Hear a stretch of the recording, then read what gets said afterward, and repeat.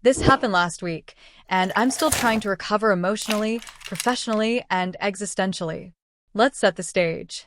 I, 32M, work as a project manager at a mid-sized tech company. It's not glamorous, but it pays well, and I actually like my coworkers. My boss, Miranda, 50SF, is known for being all business, a little intimidating, and allergic to small talk. She's not mean, but she has the emotional warmth of a steel filing cabinet. Think Meryl Streep in The Devil Wears Prada, minus the fashion. Now, I've been going through some stuff lately. I recently ended a 5-year relationship, had to put my dog down, and my lease is ending next month. It's been a trifecta of emotional trauma, and to deal with it, I started voice journaling for my therapist between sessions. It's like a diary, but I send her quick voice memos to unpack stuff in real time so we can review it together. So this particular Monday morning, I had just wrapped up our weekly Zoom check-in with Miranda and the rest of the team. She had asked me to send her a quick update on a delayed deliverable for a client. Nothing major, just a summary of the new timeline and a couple reasons for the delay. I hit leave meeting and went straight into a voice memo. I was still in my feels from the night before and had been stewing on this crushing realization that I've basically built my entire identity around being useful to people, in relationships, at work, everywhere. I was spiraling. So I recorded a 3-minute emotional download on my phone, just spilling my guts like, asterisk, I don't even know who I am when I'm not being helpful or productive. I feel like a walking spreadsheet with abandonment issues. I keep trying to optimize myself like I'm some broken app, but maybe I'm just not built right. Asterisk. You get the idea. It was raw. I almost cried halfway through. Now here's where the gods of chaos stepped in. You see, I use WhatsApp to send both personal and professional messages, a decision I now regret more than that one time I thought I could bleach my own hair. I recorded the voice memo, and instead of sending it to Dr. Evans, my therapist, I somehow sent it to Miranda Work, my boss. And then I set my phone down, and I went to make coffee. La-di-da. It wasn't until I came back 10 minutes later that I saw the double blue check marks. The message had been played. Not just received, played. Listened to. Consumed. Absorbed. My soul left my body. I stared at my screen like it was the opening scene of a horror movie, and I had just read the cursed scroll that brings forth the vengeful spirit. Panic. Full body panic. Sweat behind the knees panic. I briefly considered fake death. Instead, I did what any unhinged corporate drone would do. I deleted the message, which does nothing because she'd already heard it, and then I sent a follow-up message that read, and I quote, "Hi Miranda, sorry, wrong message. Please disregard. I'll send the project update shortly." As if she could possibly disregard the fact that I had just sent her a spoken-word spiral about my inability to love myself without being useful. There is no unsend button for that level of emotional nudity. About 5 minutes later, she replied with, "Understood." No emojis. No follow-up. Just understood. Now, at this point, I had a few choices. 1. Fake a tech glitch. 2. Go on the offensive and pretend she imagined it. 3. Quit my job, change my name, and become a forest hermit. 4. Own it. Because I am emotionally broken and a people pleaser I chose for. I composed the most professional-sounding version of, "I'm so sorry you heard that, I'm going through a lot, and that was intended for my therapist," that has ever been typed. I made sure to sound stable enough to keep my job, but vulnerable enough to acknowledge the situation. She didn't respond. For 2 days. The next interaction we had was during a company-wide strategy meeting, and I couldn't look at her without feeling like my inner child was sitting naked on a swivel chair. But she acted normal, too normal, like she was making a conscious effort to pretend the whole thing had never happened. Then Friday came around. My calendar pinged with a 1 on one she had scheduled, unscheduled, mind you. Just a quick sync at 3:30 p.m. I was convinced I was going to get gently fired for being unstable. Or at least moved to some side project where I wouldn't affect the main client flow with my unresolved trauma. But I joined the Zoom, and she opened with, "I got your project summary, very thorough. Thank you." I nodded, died inside. Then she said, "Also, I listened to your message. I know it wasn't meant for me, but I just want you to know it was brave. Painful, but brave. I blinked. My ears started ringing. Brave? She went on. I'm not really one for personal discussions at work, but I've worked with you for almost 4 years. You're always dependable, and I appreciate that. I hope you know that even if you're struggling, it doesn't change how we see you professionally. That was the most human thing I'd ever heard her say. It was like a cryptid giving you a nod from the edge of a dark forest. I muttered a thank you. She nodded and then said, "All right. That's all I wanted to say. Have a good weekend." Meeting ended. So here I am. I didn't lose my job. I didn't get put on leave. I didn't even get demoted to sad spreadsheet guy. But I did become the guy who accidentally sent his boss a voice memo about how he might be emotionally hollow inside and is unsure how to feel joy. And honestly, I think I'm okay with that. Maybe next time I'll double check before hitting send though. Or at least stop voice journaling until I'm off the clock. If you enjoyed the video, don't forget to leave a like and subscribe to the channel. It helps the content grow and motivates me to create even more great videos. Turn on notifications so you don't miss any new uploads. By the way, I'm curious, when do you usually watch my videos? While working, studying, or just relaxing at home? Let me know in the comments. I'd love to hear from you. Thank you for your support. So this happened a few months ago, but the shame is still fresh, like I just walked out of the room yesterday. I, 29M, have been dating this amazing woman, Hannah, 27F, for about a year. She's smart, hilarious, drop-dead gorgeous, and to my utter disbelief, completely into me. Her dad, on the other hand, is a different story. Her Dr. Wolfgang Meyer is a 60-something, stone-faced, ex-military, old-school German engineering professor who looks like he bench presses World War II tanks for fun. He also hates Americans. Not like boo Yankees hate, more like I've written published papers about the decline of Western intelligence and you're the reason kind of hate.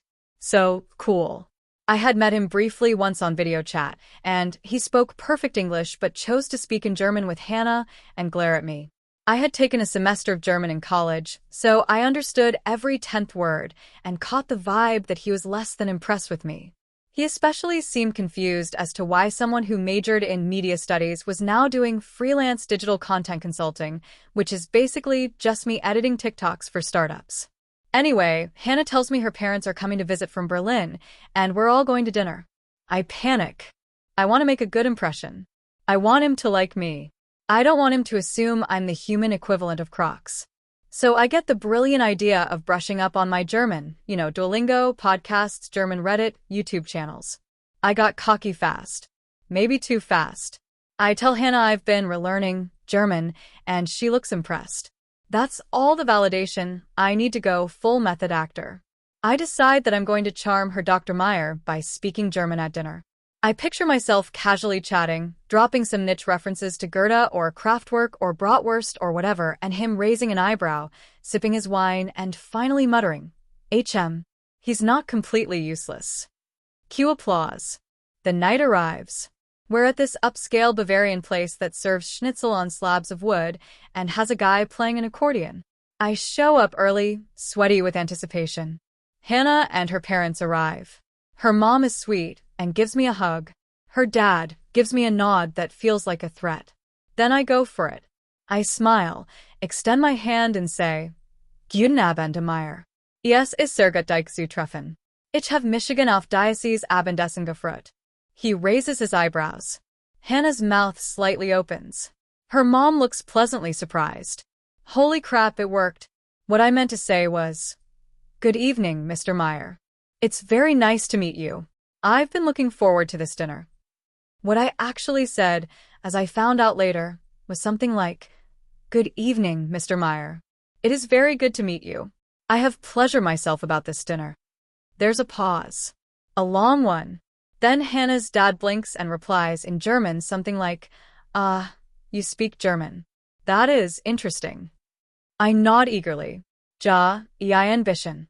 I launch into a series of enthusiastic but mangled attempts to talk about Berlin, soccer, how I liked the German people's efficient road sausages, meant to say traffic systems, and that one time I went to Oktoberfest and drank 3 huge breasts, mass equals liter of beer, not you know. The dinner spirals fast. Every time I think I'm doing well, I mispronounce a word so badly that it sounds like I'm making innuendos. I try to say the soup is delicious, but use the verb for kiss. I try to compliment the waiter's uniform, but somehow imply he looks like a sexy dictator. I try to thank Hannah's mom for the gift she brought, but say, "Thank you for your warm flesh." At one point, I confidently say to Hermire, "Ich verstehe hier Tochter sehr tief," trying to say I understand Hannah deeply, like emotionally, but what I actually said translates more like, "I understand your daughter very deeply," with disturbingly sensual overtones. Hermire stares at me like he's trying to figure out if this is an elaborate prank. Hannah is gripping my leg under the table like she's trying to communicate "shut the hell up" through force. Her mom is hiding a smile. The waiter keeps looking at me like I'm either incredibly brave or very high. I finally realize something is wrong when Hermire switches to perfect English and says, "Perhaps we continue this conversation in your native language, ja?" Which is the politest way he could have said, "Please stop seducing everyone in my family," in mangled German. I sheepishly agree. The rest of the dinner goes okay. Hannah covers for me a lot. Her mom is a gem, and Hermire becomes very interested in the wine list. After dessert, Hannah walks me back to my car and doesn't say anything for a few minutes. Then she turns to me, eyes wide, and says, "You told my dad you understand me deeply. Deeply. And you called the Spätzle sexy." I try to apologize. I try to explain. She starts laughing so hard she cries. I think it was the laughter of a woman realizing she's dating a very sincere idiot. The kicker? Hermire actually warmed up to me after that. Apparently, he thought it was either some bold attempt at ironic humor or a Dadaist commentary on linguistic absurdity. Either way, he later told Hannah, "At least he commits to things." I'll take it. I'm now banned from speaking German at family events, though Hannah sometimes whispers Verkehrswurst, traffic sausage, in my ear to make me blush. TIFU by accidentally leading my entire office to believe I was a former cult member. And now I'm probably never going to live it down. So I, 28M, recently started a new job in a mid-sized marketing firm. It's the kind of place with open concept offices, casual Fridays, ping-pong tables in the break room. Basically, a company that's trying really hard to seem cool while making you work 60-hour weeks. But hey, it pays well, and they have decent snacks. The incident took place during one of those get-to-know-you onboarding exercises. You know the type. Share a fun fact about yourself, say something quirky, pretend we're all totally not dying inside. I had only been at the company for like 2 weeks, still learning everyone's names, mostly keeping my head down. Our team leader, a very energetic guy named Trent, decided to make our Friday stand-up more fun by having everyone share the weirdest thing they've ever done or experienced. Now, I don't know what came over me.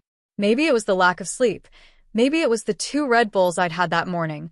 Or maybe it was the mounting pressure from everyone else's increasingly bizarre stories. Someone once dated a semi-famous YouTuber. Another person claimed to have eaten tarantulas in Thailand. I panicked. So when it was my turn, instead of saying something normal like, "I once got locked in a porta potty at a music festival," my dumb brain spat out, "I was in a cult for 3 years." Complete silence. Trent, eyes wide with fascination and possibly concern, just goes, "Wait, what? A cult?" And here's where I should have immediately backpedaled and said something like, "Haha, just kidding," or "I meant like my high school marching band, you know?" But no. I doubled down. I nodded, real serious-like. Yeah. It was pretty intense. Cue another beat of awkward silence, followed by an absolute barrage of questions from everyone. What was it called? Was it religious? Did you escape? Were you born into it? I had absolutely no plan. But again, for reasons I can't fully explain, I just went with it. I think part of me thought, okay, just lean into it. Make it a joke. People will get it eventually. Except I did it too convincingly. I started weaving this intricate, completely fictional backstory about growing up in a small commune in Oregon called the Everlight Path. I said we didn't use technology, wore color-coded robes depending on our spiritual level, and that I'd finally left at 19 after the Great Separation. At some point, I think I even mentioned a made-up ritual called the Dawning, where we supposedly chanted into the woods at sunrise. People were riveted. I could see the horror and fascination mixing on their faces like a human car crash they couldn't look away from. One woman across the table actually had tears in her eyes. I thought, okay, this is getting out of hand. I'll just clarify after the meeting that it was a joke. Except I didn't. The meeting ended. Everyone was too stunned or awkward to say much, and I got pulled into a client call immediately after. Then the day just kept rolling, and the moment passed. I figured, all right, I'll just let it die out naturally. But it didn't. Oh no. By Monday, it had spread through the office like wildfire. People I'd never even spoken to were giving me solemn nods in the hallway. Someone left a granola bar on my desk with a post-it that said, "Stay strong." One of the VPs came by and quietly told me his door was always open. I was getting treated like some kind of war veteran crossed with a ghost survivor from a Netflix docuseries.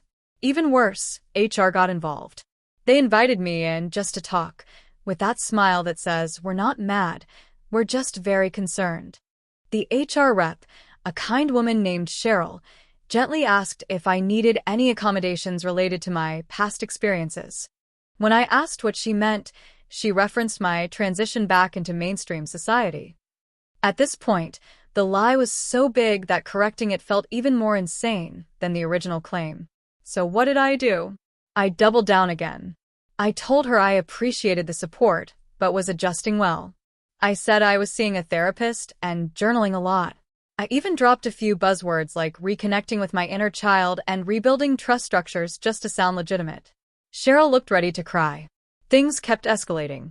My coworkers began inviting me to all their group lunches and events in a kind of overcompensating solidarity. One guy handed me a pamphlet for a yoga retreat and told me it helped him after his divorce. I got added to the Employee Mental Wellness Slack channel and people kept DMing me with affirmations and tree emoji. Then came the company newsletter.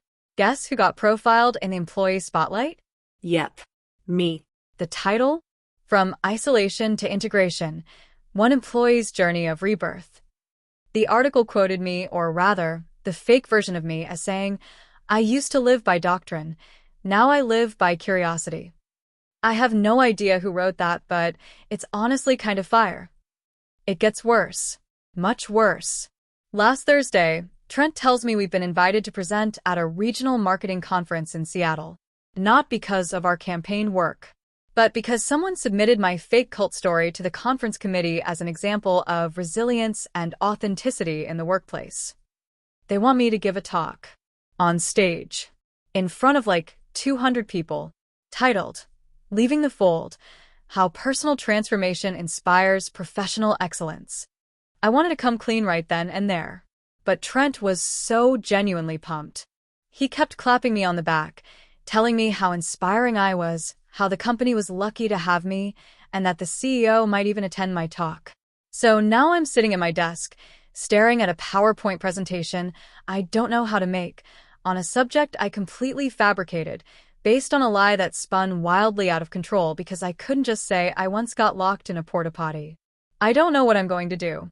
Come clean and possibly get fired or publicly humiliated. Or give the most emotionally manipulative TED Talk of my life based entirely on fiction. All I know is if this ever gets made into a Netflix series, I want Paul Dano to play me. This happened last Friday, and I'm only now finding the strength to talk about it. It still feels surreal, like it happened to someone else, but unfortunately, the security footage confirms that it was very much me. Let me preface this by saying I work in a fairly secure government building. Not like Area 51 secure, but enough that we have badges, man-traps, those double-door entrances that won't let both doors open at once, and emergency protocols that include actual lockdowns. Now, onto the burrito. So I'm on a get-healthy kick lately. Or, at least I was until Friday. I've been meal prepping and bringing my own lunches to work to avoid the vending machines and fast food. Friday's lunch was a large, lovingly assembled burrito with brown rice, grilled chicken, black beans, veggies, and a homemade hot sauce I was especially proud of. Like, fermented for 2 weeks proud. That sauce was my baby. My Frankenstein. And I didn't think twice when I packed it in a tightly sealed squeeze bottle that used to hold some old sriracha. Seemed perfect. Fast forward to lunchtime. Our floor has a small kitchenette, microwave, fridge, sink, and a long counter with a few stools. I'm heating up the burrito and chatting with a coworker when someone else comes in to use the microwave. I realize I forgot my sauce in the fridge, so I go grab it. I give the bottle a quick shake, twist the top open, and that's when things go sideways. Apparently, in my rush to leave the house that morning, I cranked the cap on too tightly. So when I forced it open, there was this sharp pop noise. But that wasn't the worst part. The cap flew off. Not just dropped, launched. Like, projectile motion launched. It ricocheted off the microwave, smacked the fluorescent light fixture, and landed somewhere behind the fridge. A solid, satisfying clack. Everyone in the kitchenette freezes.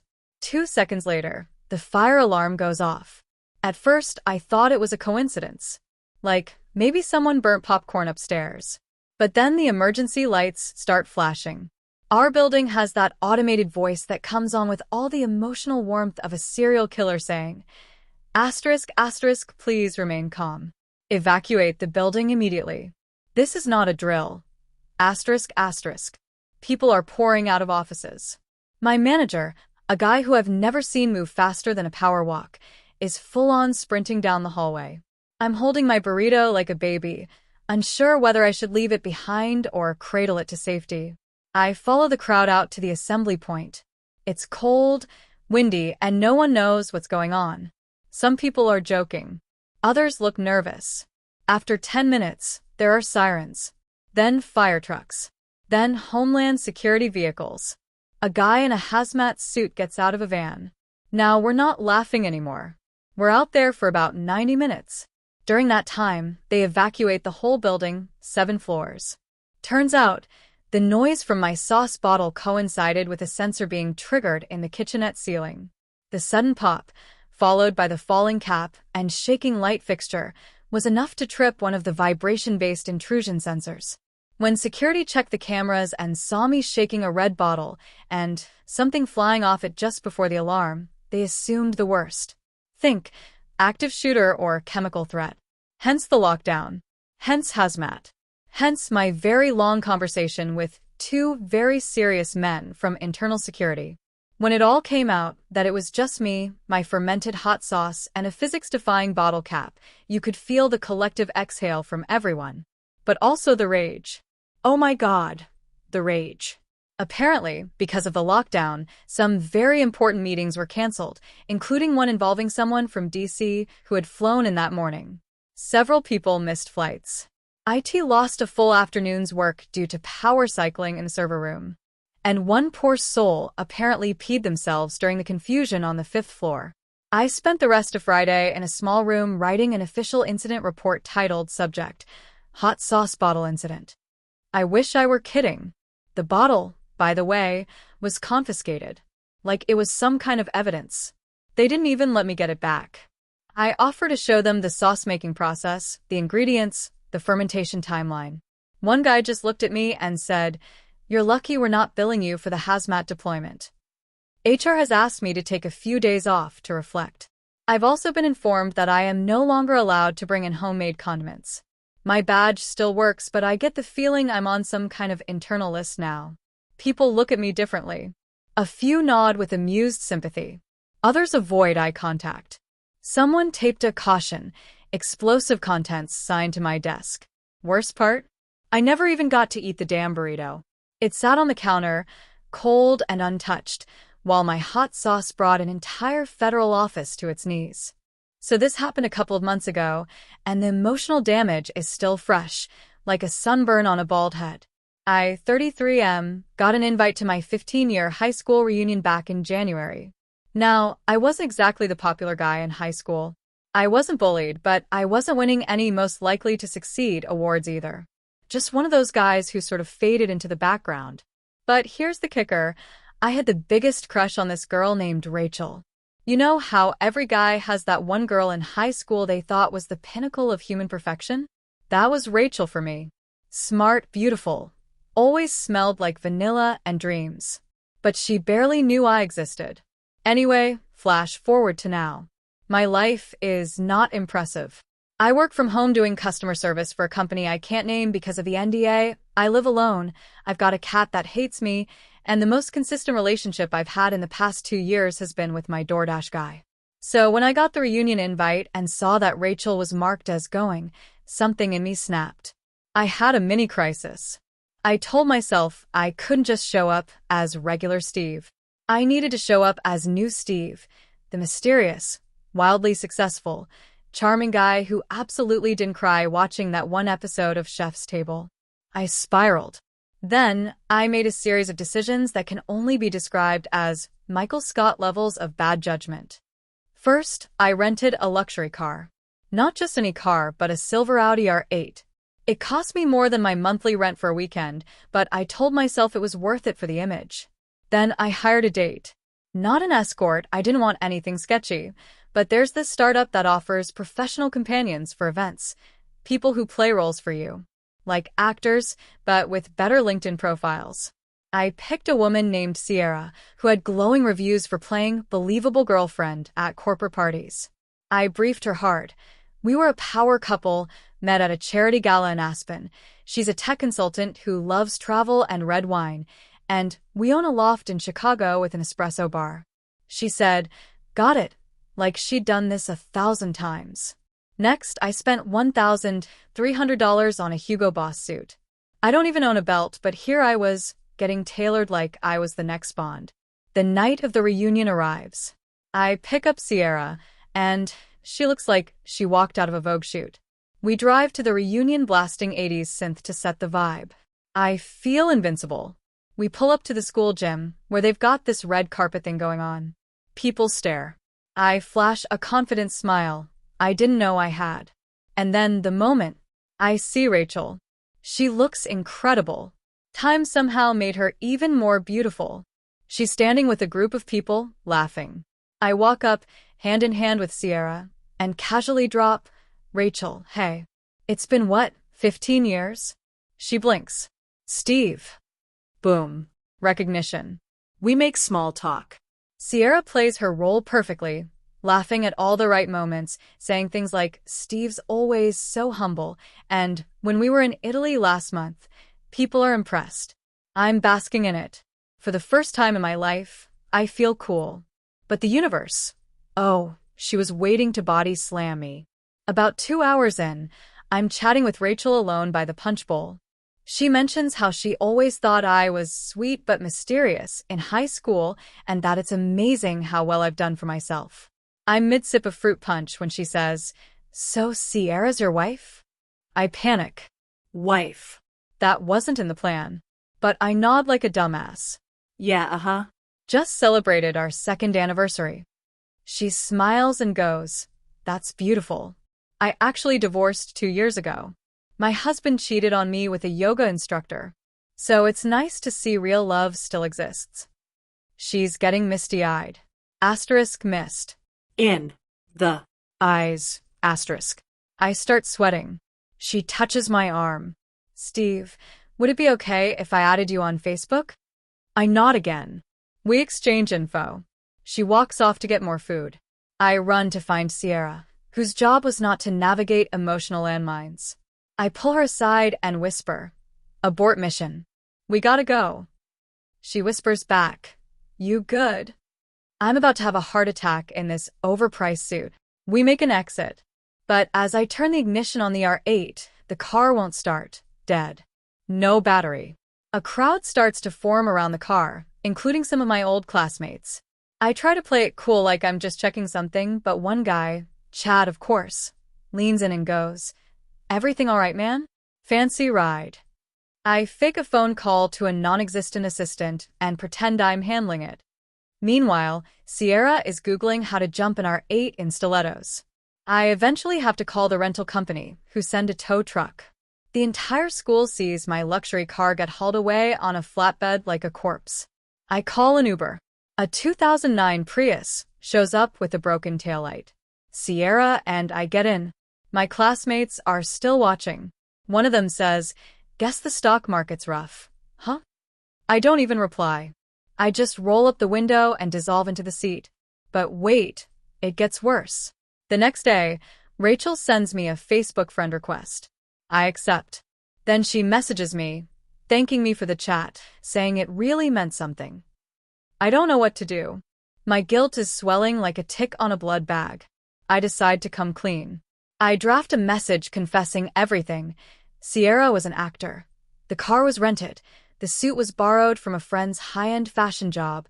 I live in a studio with a roommate named Dave, who only eats canned beans. But right as I'm about to hit send, she messages me again. "Hey, I have something to tell you. After you left last night, Sierra stayed behind. We chatted a bit. She told me everything.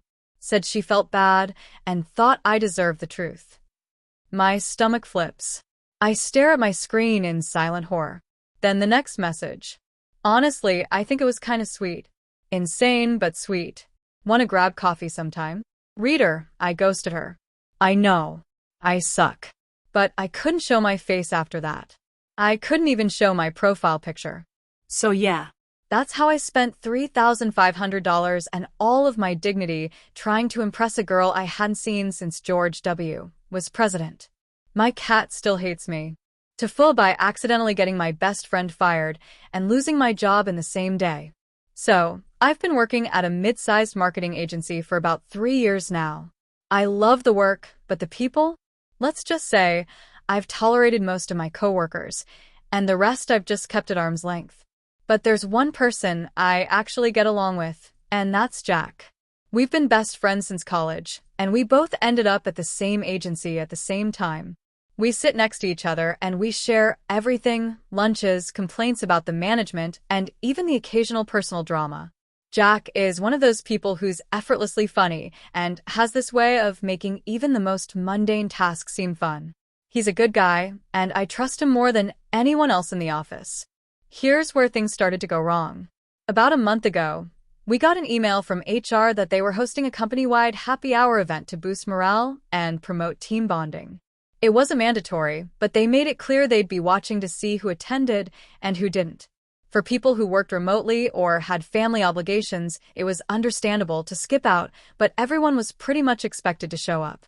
Now, at this point, we'd been working from home for the better part of 2 years, and the thought of showing up to this event in person was, to put it lightly, not the most exciting.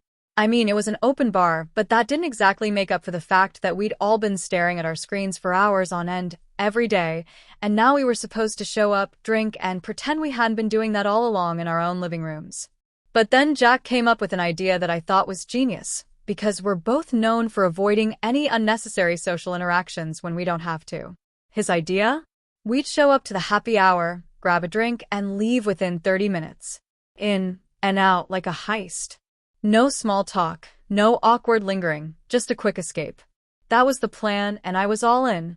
After all, we were both exhausted, and honestly, just the thought of spending hours at this event made us want to go full hide-under-the-desk mode. The day of the event came, and I was ready. I showed up at the venue, which was just down the street from our office, and met up with Jack outside. He had this sly grin on his face, like he was about to pull off the greatest con of all time. We walked in, grabbed our drinks, and stood in a corner, silently agreeing that we were going to make this the shortest happy hour ever. Now, the thing is, as much as we'd planned for a quick getaway, we didn't anticipate the awkwardness of standing there with only a few people we actually knew and a bunch of others we barely talked to. The more we stood there, the more we felt like we were just wasting time. Jack was getting restless, and I could tell he wanted to bail as much as I did. So I turned to him and said, "All right, man, it's time." He nodded, and we both began to make our way toward the exit. But that's when things got weird. As we were walking out, one of our coworkers, Carol, who's a senior manager and the most socially awkward person in the office, stopped us. Now, Carol isn't the type to hold up a conversation, so I wasn't expecting this to be a long chat. But Carol's face looked a little too concerned. "Hey, where are you guys going?" she asked, her voice a little too loud for my liking. "We're just heading out, Carol." We've got other things to do, I said with what I hoped was a casual tone. Oh, she replied, looking us both up and down. I thought we were supposed to stay longer. I mean, this is important for team bonding. I could feel my pulse pick up. My anxiety was spiking because Carol is the type of person who can't let go of anything. If she thinks you've done something wrong, she'll remember it forever, and trust me, she will tell everyone about it. I glanced at Jack, and he looked equally uncomfortable. We tried to brush it off, but Carol insisted on walking us out to the door, asking if we were really going to leave so soon. Now, in hindsight, that should have been the moment I politely said, "Yeah, Carol, we're just really tired. We'll see you around." But instead, I made the mistake of telling her a little too much. I joked probably a little too loudly, "Well, we've been at home doing Zoom calls for 2 years now. What's a few more hours of socializing, right?" I didn't think anything of it at the time, but Carol's face froze, and she immediately pulled out her phone. "Right," she said, her tone a little too flat for comfort. "I'm going to report this. You two should have known better. It's not a good look for management." I froze, my stomach sinking. She walked away, and Jack turned to me, wide-eyed. "Did you just say that? To Carol? She's going to tell HR, and they take that stuff seriously." I wasn't sure what to do. I didn't want to cause drama, but I also wasn't going to stick around for some forced bonding session. But before I could say anything else, I saw Carol heading straight for HR, and I knew we were screwed. The next morning, both Jack and I got called into HR. Apparently, Carol had reported us for leaving early and making insensitive comments about the event. The email she forwarded contained my exact words. "We've been at home doing Zoom calls for 2 years now. What's a few more hours of socializing, right?" Jack and I were both given a stern warning, but the worst part was, Carol's report led to a chain of events that spiraled out of control. HR didn't just give us a warning, they started looking into the rest of our behavior at the agency. The next day, we were both pulled into separate meetings, and Jack was fired for an unrelated reason. Apparently, they'd been watching him for a while, and Carol's report gave them the perfect excuse to let him go. As for me, I ended up getting demoted. No more leading projects, no more autonomy. It was all because of a single, poorly timed comment and the fact that I let Carol's weird social radar pick up on it. I feel like I ruined both of our careers, and honestly, I'll never forgive myself for it. I can't stop thinking about how different things could have gone if I just kept my mouth shut. Jack found another job, but the damage to his reputation in the industry had already been done, and now he's trying to rebuild. As for me, I'm stuck in a lower position, wondering if I'll ever get back to where I was before this disaster. So yeah, to fill by joking around at a company happy hour, and now I've lost my best friend's job and ruined my own. I should have just stayed home. Last week, I made the dumbest mistake of my life. I'm still cringing, trying to forget it, but it's hard because it keeps haunting me in my dreams. I think I might have ruined a good friendship. It all started with what I thought was going to be a simple favor for my best friend, Rachel. We've been inseparable since high school, always having each other's backs no matter what, and I always thought I could count on her to be understanding, no matter what situation I found myself in. So, a bit of background. Rachel had been telling me for weeks that she was planning to propose to her girlfriend, Emma. They've been dating for about 2 years now, and they've always been a solid couple. Rachel had this whole elaborate proposal idea planned out, but she wanted to keep it a secret and surprise Emma. She asked me to help her with a few things, like finding the perfect location, suggesting outfits, and managing the logistics. I was super excited for her. She was already stressing about the details, and I could see how much she loved Emma. This was going to be such an important moment in their lives. She had even picked out a beautiful engagement ring. Rachel asked me if I could keep it safe for her because she didn't trust herself to not accidentally spill the beans about the proposal in her excitement. Naturally, I agreed. What could go wrong? The night before the proposal, Rachel sent me a text asking me to meet her at her place. She wanted to go over the last-minute details. I arrived and she handed me a small box. "Here's the ring," she said. "Please don't tell Emma anything. I want to do this right." I promised her I'd keep it safe and said goodbye as she went to bed to get some rest before the big day. But here's where everything went downhill. The next morning, I woke up in a panic. My phone had died during the night, and when I checked the time, I saw I had just 30 minutes to meet Rachel and Emma at the park where the proposal was supposed to happen. I quickly threw on some clothes, grabbed the ring box from my nightstand, and rushed out the door. As I made my way to the park, I realized I had forgotten one crucial thing. I didn't have the address for the park or any details about the exact location where they were meeting. Rachel hadn't given me any specific directions the night before, and in my rush, I hadn't thought to ask. My heart started to race. I couldn't let Rachel down, and I definitely didn't want to mess up such an important moment in her life. I arrived at the park, and I immediately started looking for them. There were people everywhere. Families, couples, joggers, dog walkers. But no sign of Rachel or Emma. I panicked. I called Rachel, but it went straight to voicemail. I tried texting her, but I didn't hear anything back. I tried calling Emma, too, nothing. Now, I don't know why I thought this was a good idea, but I decided to try to find them on my own. I didn't want to ruin the surprise by asking random strangers where a proposal was happening, so I took matters into my own hands. I walked around the entire park, checking every little nook and cranny, trying to find a couple that looked like they might be the ones. It was so chaotic. There were way too many people.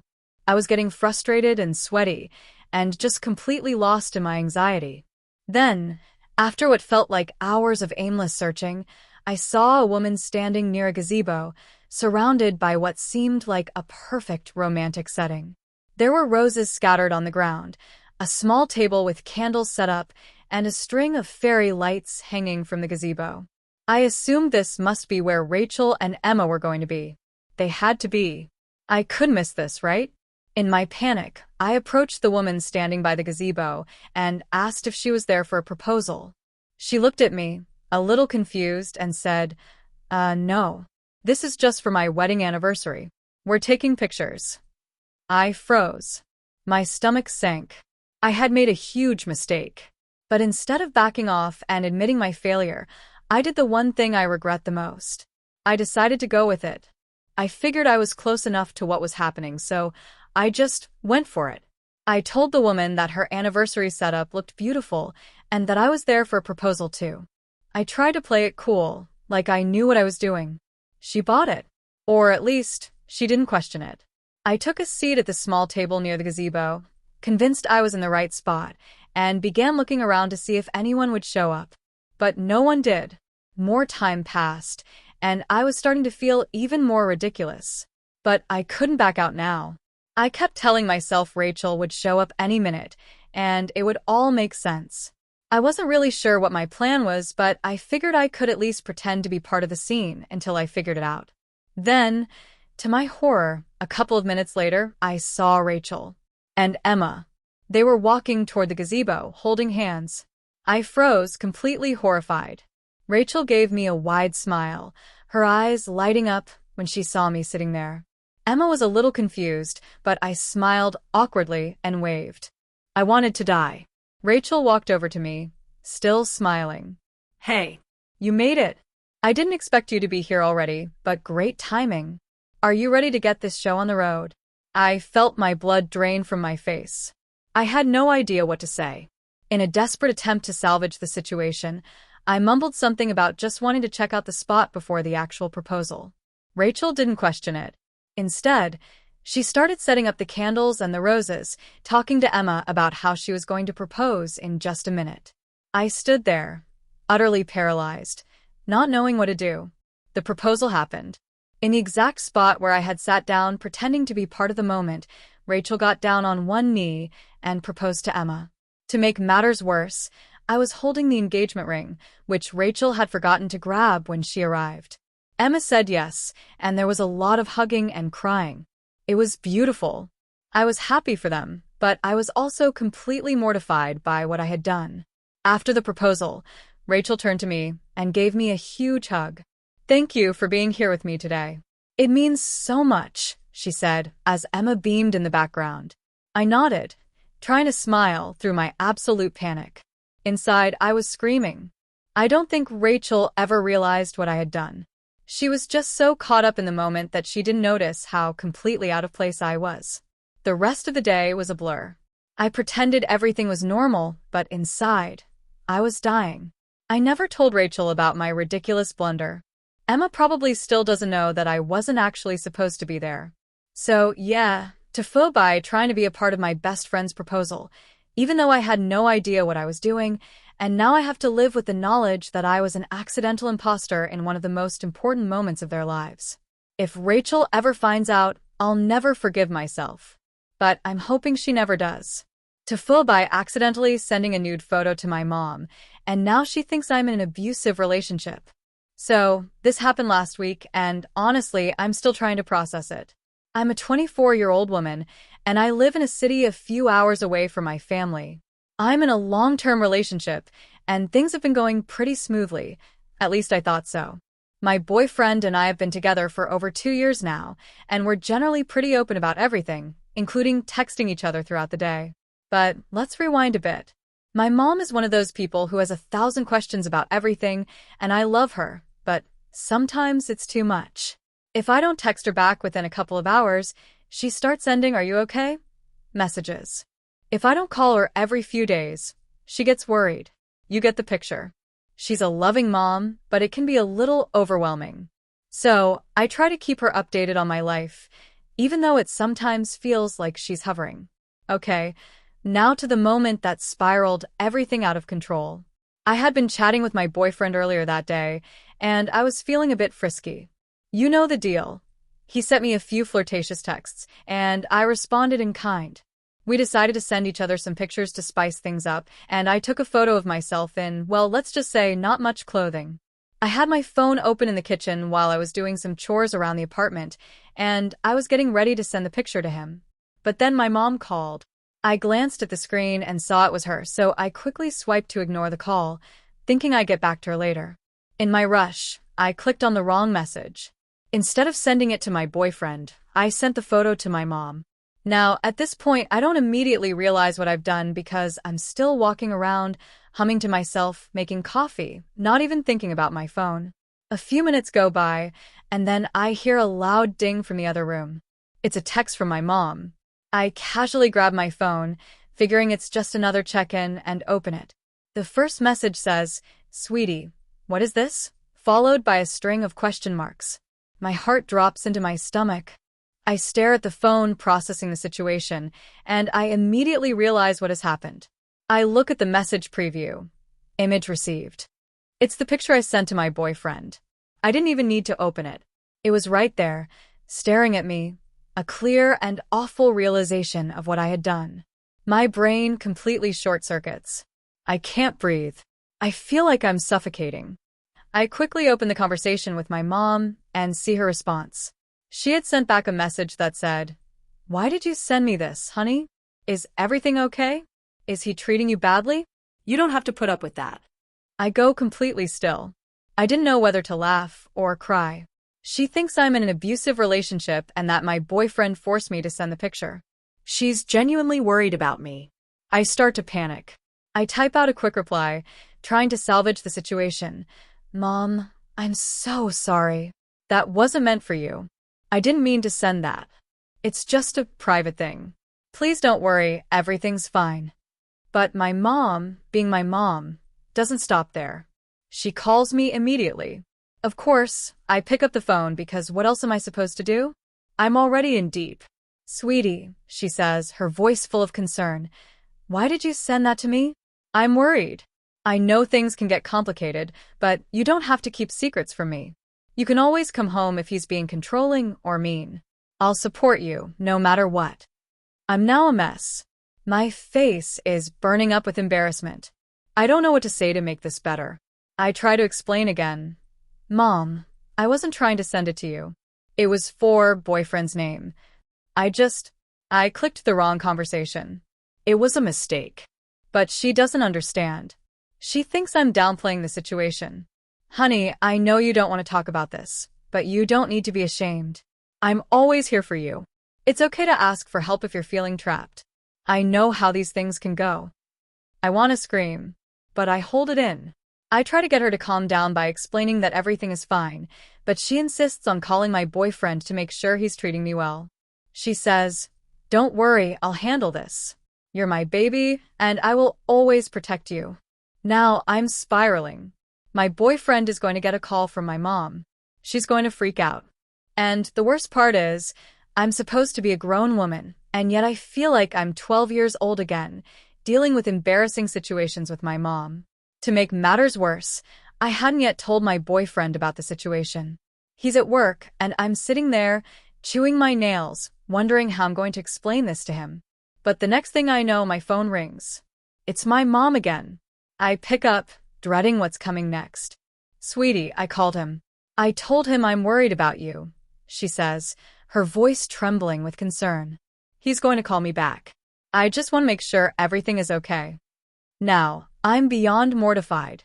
I have no idea what my boyfriend is going to think when he hears from my mom about the photo. I text him immediately, telling him to check his phone, but the only message he sends back is, "WTF did you do?" Great. This is going so well. The conversation between my mom and my boyfriend goes exactly how you'd expect it to. My mom, being the protective lioness that she is, asks him if he's hurting me in any way, if he's pressuring me to do things I'm not comfortable with, if he's forcing me to do anything against my will. My boyfriend, at this point, is just confused and, I assume, slightly freaked out. He's not sure how to handle a mom who thinks he's abusive because of a misunderstood text. Finally, my boyfriend calls me after talking to her. He's trying to keep it cool, but I can tell he's struggling to not laugh. So, I guess your mom thinks I'm some sort of monster now, huh? I could feel my face turning even redder, but I'm relieved that he's taking it well. We end up having a long conversation, where I apologize repeatedly, and he assures me that everything is fine and that he knows it was a mistake. He even ends up texting my mom to reassure her that I'm perfectly fine and that we're not in an abusive relationship. In the end, my mom finally calms down, but I don't think I'll ever live this one down. Every time I see her now, she looks at me with this knowing expression, like she's just waiting for me to admit that I've been secretly living in some abusive situation, but in the most loving way possible.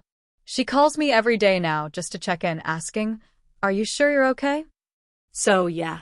TIFU by accidentally sending a nude to my mom and causing an entire chain of misunderstandings that made her think I'm in an abusive relationship. It's safe to say I'll be triple-checking my text recipients from now on. Hey, friends! If you enjoy this content, don't forget to like the video and share your thoughts in the comments. We really want to know what you like and what can be improved. What do you think of the video? Are there any topics you'd like to see in future videos? Your feedback really helps us get better. Thanks for being with us. TIFU by accidentally setting my friend's car on fire while trying to impress a girl. It all started on a Friday afternoon. My friend Ryan and I had just finished our last class of the week, and were celebrating by grabbing coffee at this small cafe near our college campus. We had no big plans for the weekend, just the usual. Binge watch some Netflix, play video games, and talk about how we needed to get our lives together, but never actually doing anything about it. That's when Ryan had the brilliant idea to take his car for a spin. Ryan had recently bought a car. It wasn't a new car, but it was his first real, adult purchase, and he was pretty proud of it. It was an old Mustang, one of those classic muscle cars that had a lot of history. I mean, it looked cool, but it was definitely a little beat up, you know? Still, Ryan was in love with it. He'd spent the last couple of weeks making it look good, wiping down the body, giving it a good polish, and even getting some custom exhaust work done. "Dude, we should take it out tonight.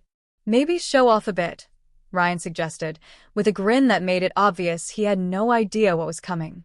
Now, I'm not one to say no to a chance to show off, especially when it involved a car that looked like it belonged in a movie. Plus, I had a little bit of a crush on this girl, Jess, who'd been hanging out with us lately.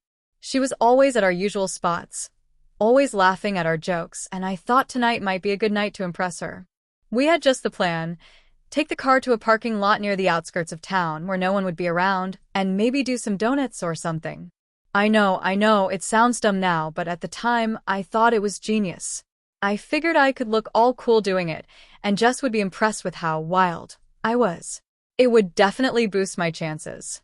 So, Ryan and I head over to this empty parking lot, which is next to an industrial area. It's pretty deserted, just a few old trucks parked in the distance. Ryan starts the engine, and the car roars to life, shaking the ground a little. We're both pretty pumped, and Ryan's all excited, talking about the exhaust and how it sounds like a beast. Honestly, I couldn't care less about the car specs. I was more focused on showing off to Jess. As Ryan slowly parks the car, we notice that Jess is pulled up behind us, her car rolling into the lot. She's alone, which is perfect because I've been low-key trying to impress her for a while. So now, I'm thinking this is my time to shine. Yo, check this out, I say to Ryan. I'm gonna do a burnout. Ryan laughs, not thinking much of it, and goes, "You're an idiot. But okay, let's see it." I get out of the car, walk around to the driver's side, and hop into the front seat. Jess is standing by the side of the car, laughing and asking me what the hell I think I'm doing. I give her this cocky grin, turn the key in the ignition, and rev the engine. It's loud, way louder than I thought it'd be, and Jess raises her eyebrows. "You're gonna blow something up," she says, still laughing. I tell her not to worry. I'm confident in my skills, or at least I pretend to be. So, I hit the gas pedal, and the car starts spinning its tires, screeching against the pavement. The sound is so intense, and I feel like I'm in some kind of Fast and Furious movie. For a moment, everything is going smoothly. Then I feel the car jolt. The tires stop spinning. For a brief second, I think, okay, maybe it's not going as planned, but it's still fine. But then something weird happens. The smell of rubber burning intensifies, and I feel the heat coming from the engine. I glance at the dashboard, and to my horror, the temperature gauge is climbing faster than I thought was humanly possible. It's way past the safe zone. That's when I hear it, a strange crackling sound coming from the hood. My heart drops into my stomach. "Ryan, something's wrong." I shout, panic setting in. Ryan immediately rushes over, yelling for me to turn off the engine. I slam the ignition off, but it's too late. The car's hood starts to glow red, and before I can even react, flames shoot out from under it. I freeze for a second, unsure of what to do. Then I snap into action and try to open the door, but it's stuck. The heat is unbearable now, and I can feel the pressure building up inside the car. I don't know if the fuel lines are going to burst or if the whole car is going to go up in flames. "Call 911. Ryan yells, his voice frantic. I scramble for my phone and dial emergency services. I'm telling them everything I can, but it feels like an eternity as the fire spreads. Jess, bless her heart, is screaming from the sidelines, but I can't even hear her over the roar of the flames. Everything seems like it's happening in slow motion. The firefighters arrive in what feels like forever, but is probably only a few minutes. They manage to put the fire out before it destroys the entire car, but there's a lot of damage. The engine is completely fried, and the interior is singed beyond recognition. The firefighters are still trying to figure out exactly what happened, but I know deep down it was my fault. I shouldn't have messed around with the car like that. I should have known better. The aftermath was awkward. The insurance company wasn't thrilled, especially since the car was still technically under warranty and Ryan wasn't sure how to explain it to his parents, who'd helped him buy it. I felt absolutely horrible. Ryan was furious with me, but he didn't say much. Jess, however, gave me that "are you okay?" look, which didn't make me feel any better. She stayed around long enough to make sure I wasn't going to die from embarrassment, but I could tell she was no longer impressed by my wild side. After that night, I vowed never to try impressing anyone with a stunt again. It was a wake-up call about the importance of thinking before acting, and also about the sheer stupidity of trying to show off in front of people you like. That car was a mess, Ryan was out a lot of money, and I had gained nothing except a lifelong lesson in humility. At least the insurance covered most of the damage, but the memories of that night are something I'll never forget. So yeah. I accidentally set my friend's car on fire while trying to impress a girl. And I'll be paying for that mistake for a very long time.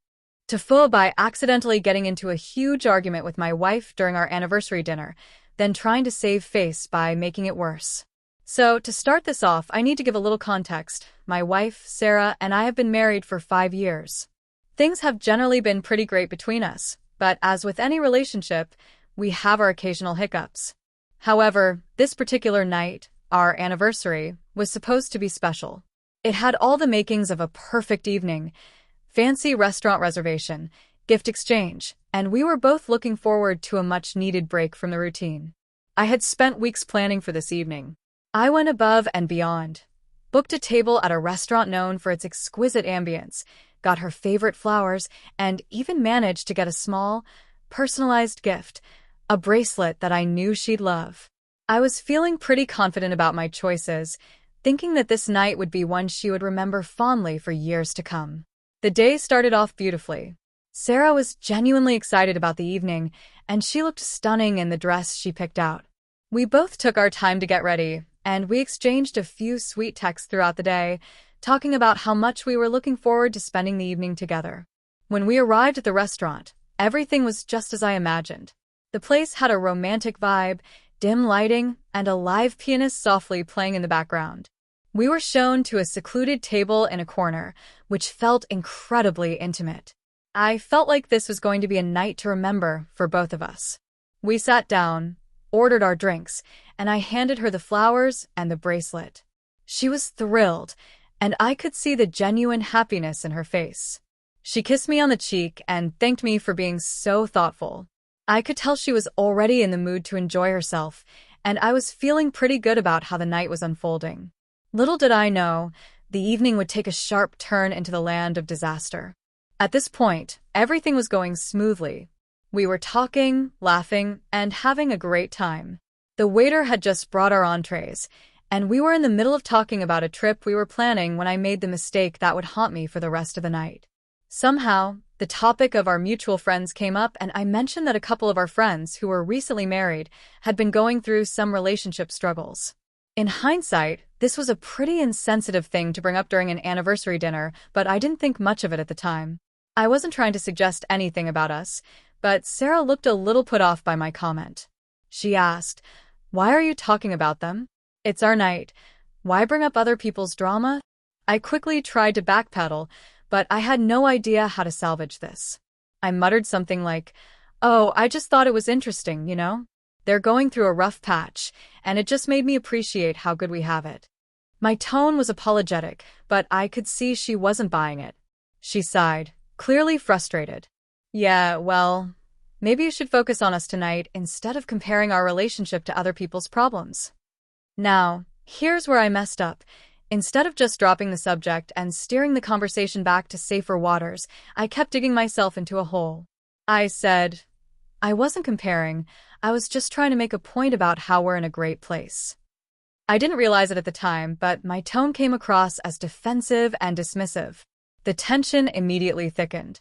Sarah's face changed, and she became quieter. I could feel the energy shift, and instead of accepting the situation and letting it go, I started to feel like I needed to fix it. This was a mistake. I tried to make it better by saying, "Come on, Sarah, it's not a big deal. I just thought it was a relevant topic." She crossed her arms and said, "You don't think I can tell when you're trying to get out of talking about us? You can't even focus on our night without bringing in outside drama." At this point, I knew I was in deep trouble. I felt the weight of my mistakes pressing on me, but instead of just apologizing and moving on, I became increasingly defensive. I tried to explain my intentions. "I didn't mean to upset you. I was just making a point," but everything I said only made things worse. The waiter came over at one point, sensing the tension, and asked if everything was okay. I could tell he was just trying to do his job, but the timing made it worse. I said, "Everything's fine," but Sarah didn't even acknowledge the waiter and just stared at me in silence. I was trying so hard to fix the situation, but every word I said seemed to make things worse. I suggested we just change the subject, but every time I did, she shot me down with a sarcastic comment or a dismissive gesture. It was like we were in a full-blown argument at a fancy restaurant on what was supposed to be the most romantic night of the year. The more I tried to salvage it, the more I dug myself deeper. I even offered to go outside with her for some fresh air, but she told me she didn't want to leave the table. I was running out of ideas, and now the whole restaurant seemed to be aware that something was off. My heart was racing, and I could feel the sweat on the back of my neck as I desperately tried to come up with something to make her feel better. Finally, I made one last attempt to make things right. I said, "Okay, I'm sorry for bringing up that topic." It wasn't the right time, and I shouldn't have said anything. Let's just enjoy our night. But instead of the calm resolution I was hoping for, Sarah responded with a sharp, "Maybe you should have thought of that before you turned our anniversary dinner into a therapy session." At that point, I realized I had completely ruined the evening. There was no salvaging this. We finished our meals in uncomfortable silence, and I paid the bill without much conversation. On the drive home, Sarah wasn't angry, but she was completely quiet, and I could tell that my efforts to fix everything had only made her more upset. The next morning, I tried to apologize again, but she told me she just needed some space to process everything. I completely understood. Our anniversary was a bust, and it was all my fault. What was supposed to be a celebration of our relationship turned into an unnecessary argument, and I had no one to blame but myself. Looking back, I realized that my attempt to keep the conversation light and relevant was just a lazy way to avoid focusing on the fact that this was our special night, and I should have put the effort into truly connecting with her rather than bringing up irrelevant topics. I should have just shut up and enjoyed the evening. We've since talked things over, and we're in a better place now. But I will never, ever forget the feeling of sitting there in that fancy restaurant, watching my wife's face turn from excited to frustrated, and knowing I was the cause of it all. It was like watching a slow-motion car crash, and I couldn't stop it. Moral of the story: if you're planning a special night for your significant other, just focus on them and leave outside drama at the door. Otherwise, you'll end up with a disastrous anniversary dinner and a wife who might not talk to you for a while. TIFU by ruining my own wedding day because I didn't know how to deal with a panic attack. It was supposed to be the happiest day of my life. The day I married the love of my life, the woman I had spent years planning a future with. We had the perfect wedding planned. It was a gorgeous outdoor ceremony, overlooking the cliffs, with all our closest friends and family present. The sun was shining, and everything had fallen into place perfectly. There was only one problem: me. The day started like any wedding day. I woke up early, had a quick breakfast, and started getting ready. My best man was there, helping me with my tie and making jokes to keep me calm. But deep down, I felt something bubbling up. It wasn't anxiety about the marriage or commitment, it was something else entirely. A feeling of dread that I couldn't shake. I tried to push it down, telling myself it was just pre-wedding jitters, that everyone feels nervous on their wedding day. But as the morning wore on, the feeling didn't subside. In fact, it got worse. I started sweating uncontrollably. My hands began to shake, and my heart was racing. I knew what was happening, but I didn't know how to stop it. I was having a panic attack. But here's the thing: I had no idea how to deal with one. I had never really experienced panic attacks before, at least not in this way. Sure, I'd had moments of nervousness and mild anxiety in the past, but nothing like this. My entire body felt like it was shutting down, and my thoughts were scattered in a million different directions. All I could focus on was the feeling of suffocating. I tried to keep it together, thinking, I'll be fine. I just need to push through this. The ceremony is in an hour. I can't bail now. I told myself it was just the nerves, and that once I saw my bride walking down the aisle, everything would be okay. But the closer the ceremony got, the worse I felt.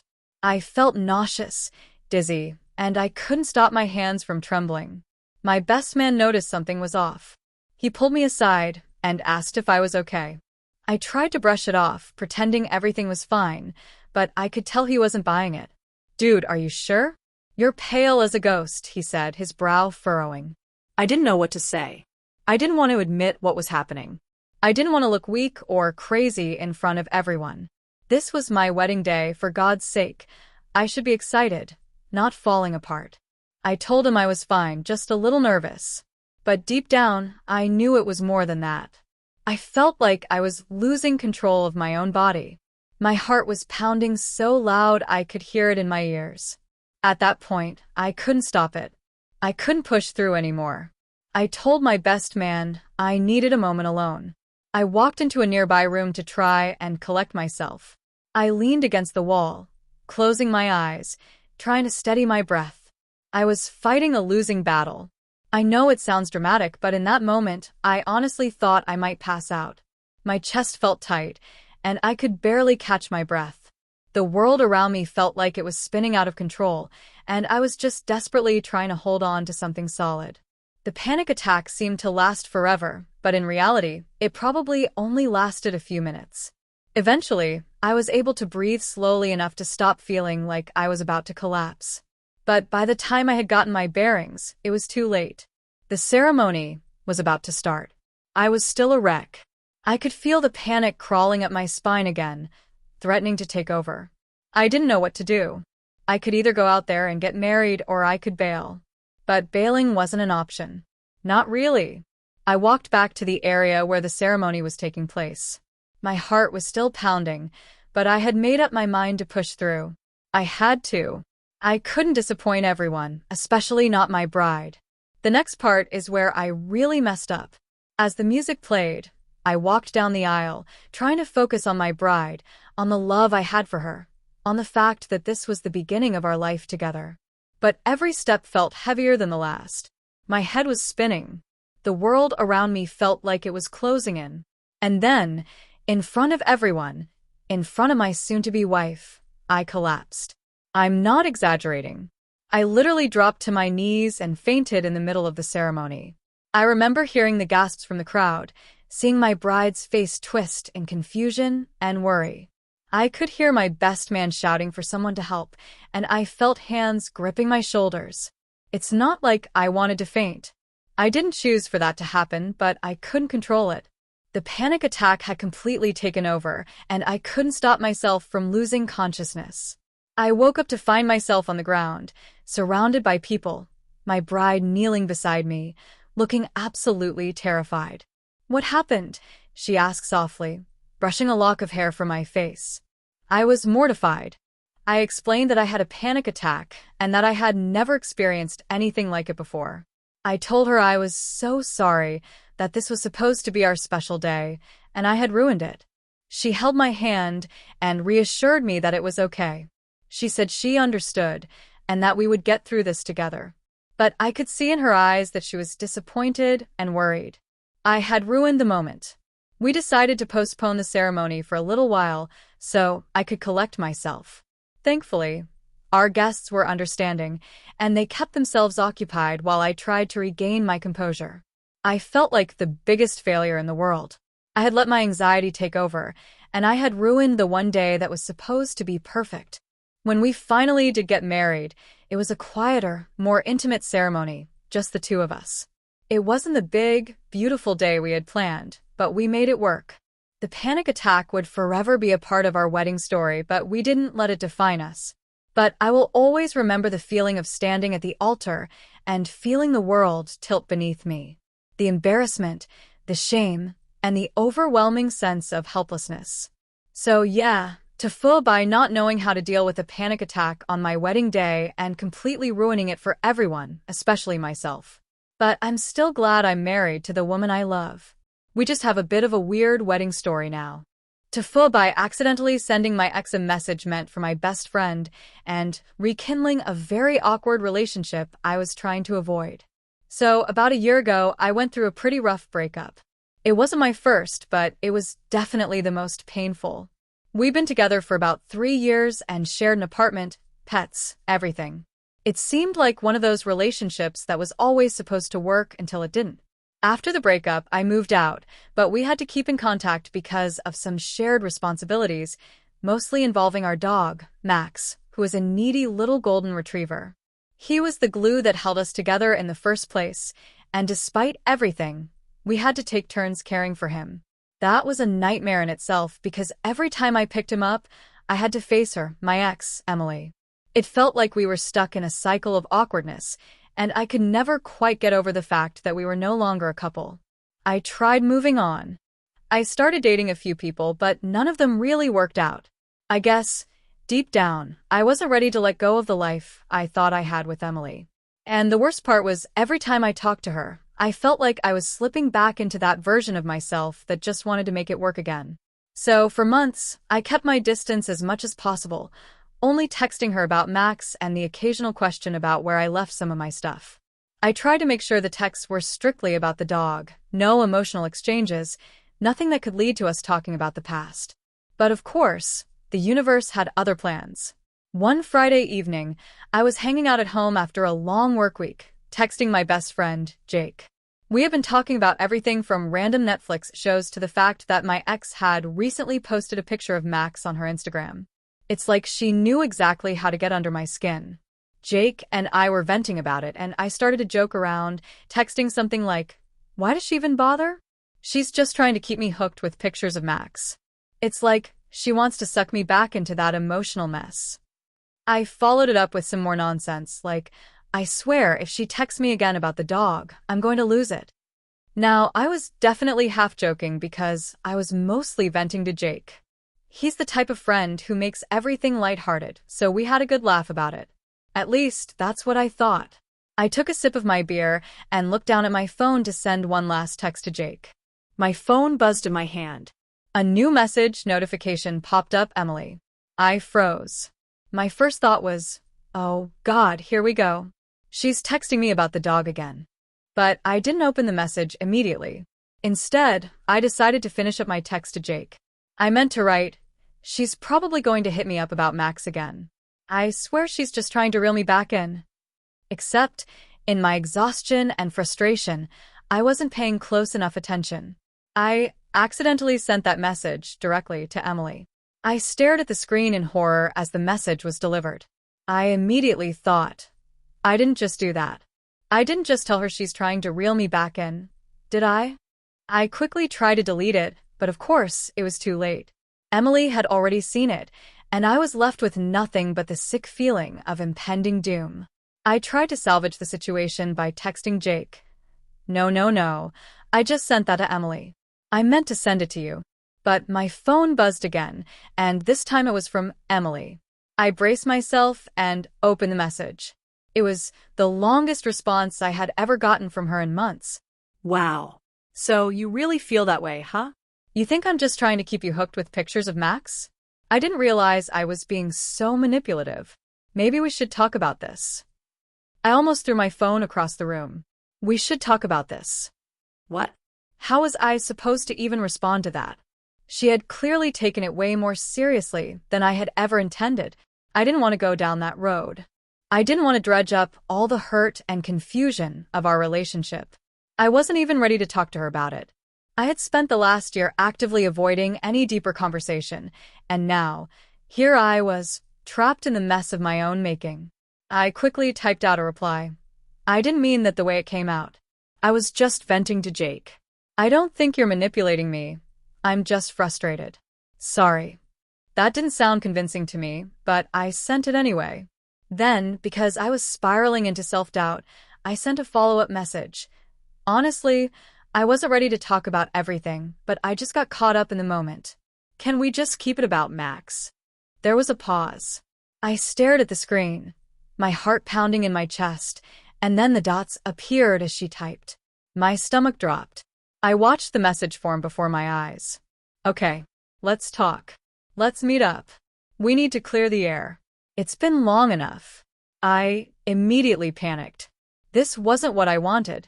I just wanted to keep things normal, civil, and easy, just about the dog. But now, I had opened a door I wasn't ready to walk through. We hadn't talked like this in a year, and I didn't know if I was emotionally equipped to handle it. I responded in desperation. Wait, I didn't mean let's meet up. I meant we can talk over text if you want, but I'm not sure meeting is a good idea. But it was too late. Emily had already texted back. It's fine. Let's just do this. And that was how, on a random Friday night, I ended up meeting my ex in person for the first time in months. We sat down at a coffee shop, both of us pretending that we were just two friends having a casual conversation. But it quickly became clear that there were still unresolved feelings. We both danced around the topic, neither of us knowing exactly how to break the silence of the last year. Eventually, we both started talking about our lives post-breakup, our relationships, our jobs, our emotional growth, or lack thereof. We didn't get anywhere near as deep as we probably should have, but I could tell that Emily was still holding on to some bitterness, and so was I. We finished our awkward coffee and went our separate ways. Since then, we've been texting more often about the dog, sure, but also about life, about what's been happening in our worlds. It's been a weird, gradual shift back into some semblance of friendship, but I still can't shake the feeling that it all happened because of that stupid, unintentional text. In the end, I learned that sometimes, when you think you're in control of the situation, one wrong message can completely change the course of your life. I still don't know where this will go, but I'll be damned if I ever send another text to the wrong person again. So yeah. I accidentally rekindled my relationship with my ex, and now I have to deal with the consequences of that mistake. Guess I'll just have to wait and see how this one plays out. TIFU by trying to impress my date with my amazing cooking skills. I've always been the type of guy who wants to show off a little. Not in an arrogant way, but in the sense that I like to surprise people with things I can do that they wouldn't expect. Cooking, for example. I'm not a professional chef, but I've always enjoyed it. I've made a few impressive meals for friends and family before, and they've always been amazed. So, when I started dating this girl, Emily, who is a bit of a foodie, I thought I had the perfect opportunity to show off. We had been seeing each other for a few weeks, and things were going well. One evening, we were texting back and forth about what we wanted to do that weekend, and I thought, hey, why don't I cook for her? Make it a romantic night in? I could already imagine her reaction when she tasted my cooking. I could already picture her swooning over my culinary prowess. It was going to be perfect. I decided to make something that would impress her, but also be manageable for someone like me, who wasn't a professional chef. I landed on a homemade Italian meal, lasagna. It's a classic, right? It has the potential to be a crowd pleaser, and it also takes some time and effort, which would show her that I cared. I spent the next day gathering all the ingredients, making sure I had everything I needed. I was in the kitchen early, and I took my time preparing the layers of lasagna, making the sauce from scratch, and carefully arranging everything just right. As I worked, I kept imagining her face when I served her a hot, cheesy dish of lasagna. This was going to be amazing. Around 7 p.m., Emily showed up at my apartment, looking beautiful as always. I greeted her with a smile and a glass of wine. She immediately complimented the smell of the food, which boosted my confidence. I was on top of the world. I could tell she was impressed. We sat down at the table, and I proudly placed the lasagna in front of her. She took a bite, and I held my breath, waiting for the moment of glory. She chewed thoughtfully, then smiled at me. Wow, this is really good, she said. I couldn't believe it. I had actually done it. My cooking was a success. But then she took another bite, and her smile began to fade just a little bit. She put her fork down gently and cleared her throat. It's just a little salty, don't you think? She asked. I frowned, unsure of how to respond. I tasted a bite myself, and it hit me like a ton of bricks. It was way too salty. The sauce, the cheese, even the noodles, all way too salty. The kind of salty where it feels like your tongue is shriveling up in your mouth. I was mortified. My heart sank. This was supposed to be the night I impressed her, and instead, I had cooked the saltiest lasagna in history. I quickly tried to recover, laughing awkwardly. Oh, yeah, I guess I might have gone a little overboard with the salt.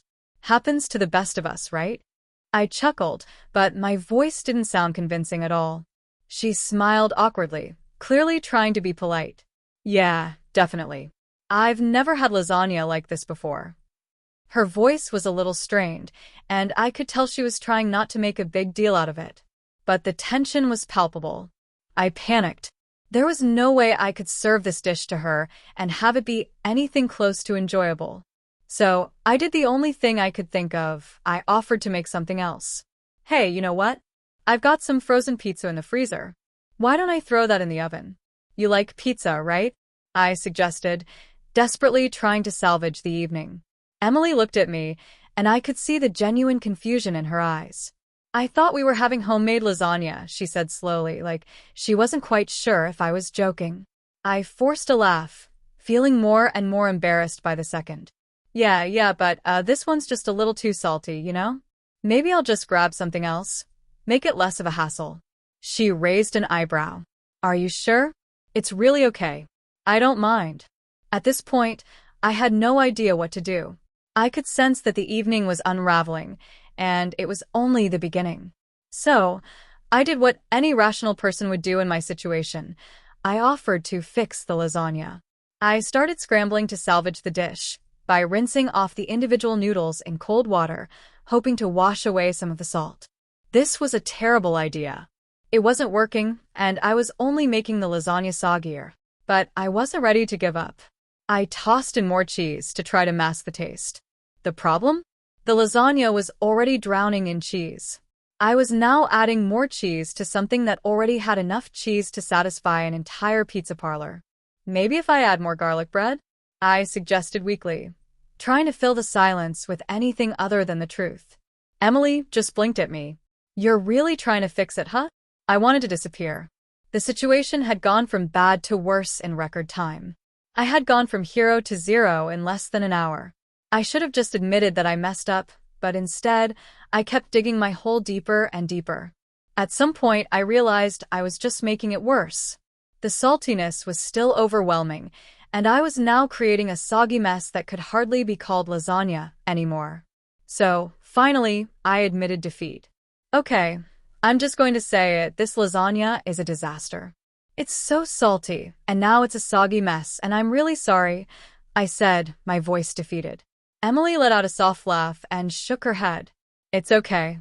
I mean, you tried. And, honestly, I admire your persistence. Not many people would try so hard to salvage a meal like that, she said with a smile. I could tell she was being kind, but it didn't make me feel any less embarrassed. The evening had gone completely off the rails, and there was no turning back. We ended up ordering takeout, pizza, of course, and had a nice, albeit somewhat awkward, evening. It wasn't the romantic night I had envisioned, but at least we laughed about it. We both agreed that I was going to have to practice more before I ever tried cooking for her again. And I did. Over the next few months, I practiced making lasagna, and I eventually nailed it, minus the salt overload, of course. But I'll never forget the look on her face when I tried to salvage that lasagna. It was the look of a woman who is doing her best to politely eat a catastrophe while trying to keep a smile on her face. Lesson learned. If you're going to impress someone with your cooking, maybe don't go with something that takes hours to make. Also, remember that salt is not just a seasoning. It's a game changer. I had been dating this girl for about 6 months, and everything was going well. We met at a party through mutual friends, and I thought she was amazing, funny, smart, and easy to talk to. We clicked right away, and I couldn't wait to take things to the next level with her. The relationship was everything I had been hoping for, until one particular evening that changed everything. It all started when she invited me over to her apartment for dinner. I had met her family a few times, but this was the first time I was going to spend the evening with just her, and it was supposed to be something special.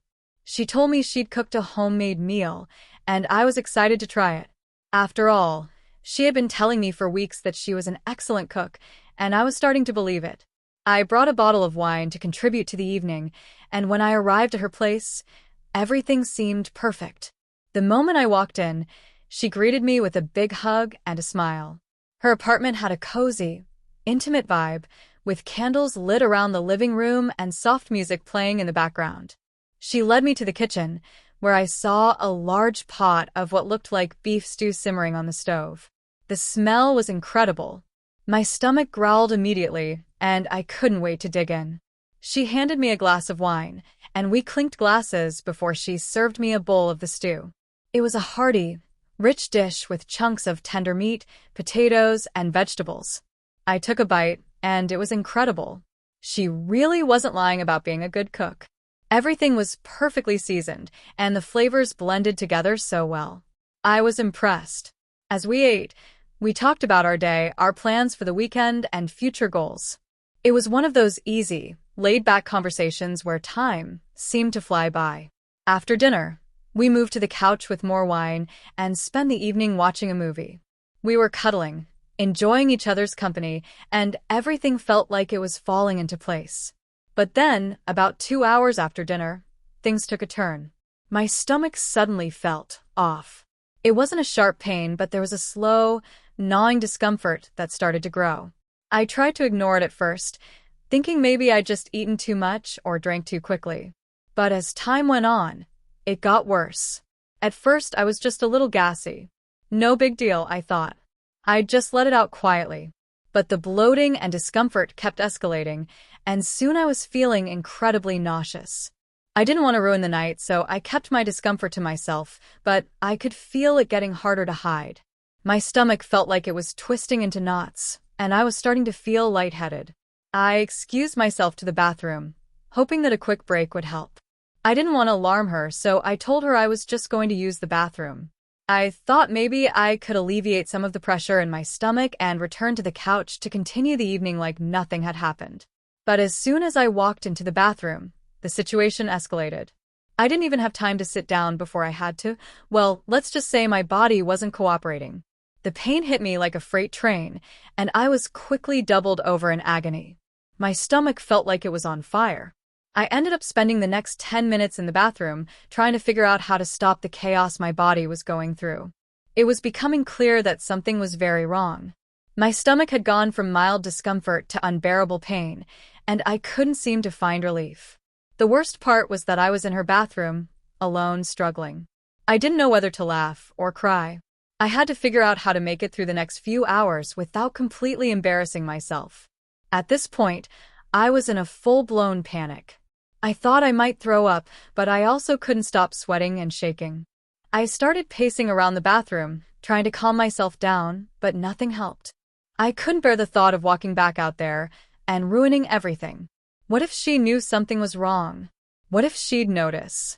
I finally decided that I couldn't just stay in the bathroom forever. I took a deep breath and opened the door, trying to act like everything was fine. But as soon as I stepped back into the living room, she looked up at me with concern. She could tell something was wrong. "Are you okay?" she asked, her voice laced with worry. I froze for a moment. How could I possibly explain this? How could I explain to her that I was about to explode in pain and that I felt like I was going to die in her bathroom? I'm just not feeling great," I said, trying to mask the panic in my voice. She looked at me skeptically. "What do you mean? Are you sick?" I didn't know what to say. I could feel the sweat dripping down my back, and my stomach was still rebelling against me. I didn't want to lie to her, but I also didn't want to give away just how bad things were. So, I did what any rational person would do in this situation. I made a run for it. Without thinking, I bolted for the door. I don't know what came over me, but all I could think about was getting out of there before things got worse. She stood up and shouted my name as I raced out the door, but I was already halfway down the hallway, heading toward the elevator. I don't remember much of the next few moments. I just know that I somehow managed to make it to my car, drive home, and spend the next few hours curled up in a ball on my couch, trying to survive the worst stomach cramps I had ever experienced. The next day, I finally texted her to explain what had happened. She was understandably confused and a little concerned, but I told her everything, how the stew had absolutely destroyed me and how I had panicked and run out the door like a complete idiot. To my surprise, she was really understanding. In fact, she even apologized for the stew, saying that she had forgotten to mention she had used a new recipe and it might have been a little too rich for my stomach. She said it was no big deal, and we made plans to get together again soon. I was relieved that she didn't completely freak out, but I was also mortified by how I had handled the situation. I'll never forget that night. It's one of the most embarrassing things I've ever done, and I still cringe every time I think about it. But hey, at least she didn't dump me over it. And the next time we had dinner together, I made sure to take a small sample of the food before diving in headfirst. Moral of the story: if you're ever invited to someone's house for dinner, don't trust a dish that's too good to be true, and always make sure you know what you're getting yourself into. I work in a mid-sized marketing firm, and I've been trying to climb the ladder without making too many waves. My boss, Dana, is a hard-ass perfectionist who somehow still manages to be liked by most people because she brings cupcakes on Fridays and knows everyone's birthday. But she also has a fierce temper when things go wrong, and I've seen her reduce full-grown men to tears during campaign debriefs. Last week, she told us she was going out of town for a wedding and needed someone to watch her dog for the weekend. Without thinking and wanting to score brownie points, I said, "I can do it," before even hearing what kind of dog it was or what it entailed. She lit up, like, actual smile, and I sparkle lit up. "Really? That would be amazing. Machi is my baby. She's super low maintenance. Just feed her twice a day, let her out a few times, and she'll mostly just nap on her perch. I imagined a lazy old pug or a fat corgi. Something with drool and a stubby tail. Easy money. She handed me her address, a bag of food, and a small pouch with little bows and outfits. She likes to wear the pink one on Sundays. When I got to Dana's house that Friday evening, I rang the bell and she greeted me with this beaming face. Then she turned around and called, "Machi, come say hi." What waddled down the hallway was not a dog. It was a Pomeranian, yes, but it was off. It moved like a cat and made a trilling noise. Then it flapped its tiny wings and took a short glide from the stairs to the living room floor. Machi is a Pomeranian, but also a parrot. A hybrid. A pomperot. Apparently, Dana had spent close to $20,000 getting her genetically engineered from some boutique in Japan. I didn't even know that was possible. But there she was. A tiny, fluffy, tan creature with soft feathers instead of fur, a bark that had a melodic whistle, and tiny wings that actually worked well enough to fly short distances. Dana gave me a full rundown. Machi was to be kept indoors unless on a leash and harness. She should never be left unattended outside. She had a special mix of food, part kibble, part birdseed, and a very specific feeding routine. There was also a playlist Dana wanted me to play each evening to help her wind down. It included flutes, harps, and some Enya. I should have walked away then. I should have said I had an allergy or an existential crisis or something. But no. I smiled, nodded, and told Dana not to worry. I've got this. Fast forward to Saturday afternoon. I'd taken Machi out into the backyard, harnessed like a tiny princess so she could stretch her wings and prance in the grass. I was scrolling through my phone, sitting maybe 5 feet away, when I heard a sharp whoosh of air. I looked up just in time to see a massive red-tailed hawk diving down from the trees. It was one of those slow-motion moments where my brain couldn't quite process what I was seeing until it was too late. The hawk grabbed Machi, harness and all. I screamed. I leapt up. The hawk struggled a bit with the extra weight and veered to the side, wings flapping, dragging the poor pomperot across the grass and into the air. The leash snapped. I chased them, barefoot, into the woods behind Dana's property, screaming, flailing, possibly sobbing. I ran until I couldn't hear the flapping anymore. Just silence and leaves crunching under my feet. I called animal control. I called local wildlife rescue. I even called 911 in a panic and was very politely told that they could not dispatch an officer to rescue a flying dog bird from a hawk. Eventually, I had to call Dana. I waited until late that night, hoping by some miracle Machi would return, maybe claw her way back to the house like a feathered lassie. But no. When Dana picked up, I choked out some version of the truth. That Machi had been taken. That a hawk had swooped down and grabbed her like a cartoon villain. That I ran after them but couldn't save her. There was silence. Then the most blood-curdling scream I've ever heard. Like a banshee crossed with a foghorn. She hung up. The next morning, my phone blew up. Coworkers texting things like, "Dude, what the F **K did you do? And you killed her, baby?" I found out Dana had posted a long, grief-stricken Facebook post about how someone let her daughter get murdered by a predator. There was a slideshow of Machi photos, set to Sarah McLachlan. There were hashtags like #NeverForgetMachi and #FeatheredAngel. Monday at work was a funeral procession. Everyone avoided me. People moved their chairs when I walked into the break room. Someone left a small feather on my desk with no note. Dana hasn't spoken to me since. She sent an email to HR requesting no further contact with the employee responsible for Machi's tragic death. So now I'm looking for a new job.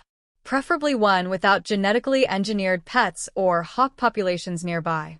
And that, my friends, is how I lost my boss's $20,000 flying Pomeranian to a hawk and became the most hated person at my office. So this happened over the course of about a month, but the actual, "Oh God, what have I done" moment came crashing down on me in the span of about 10 minutes last Thursday. I, 34M, work in a medium-sized tech company in project management.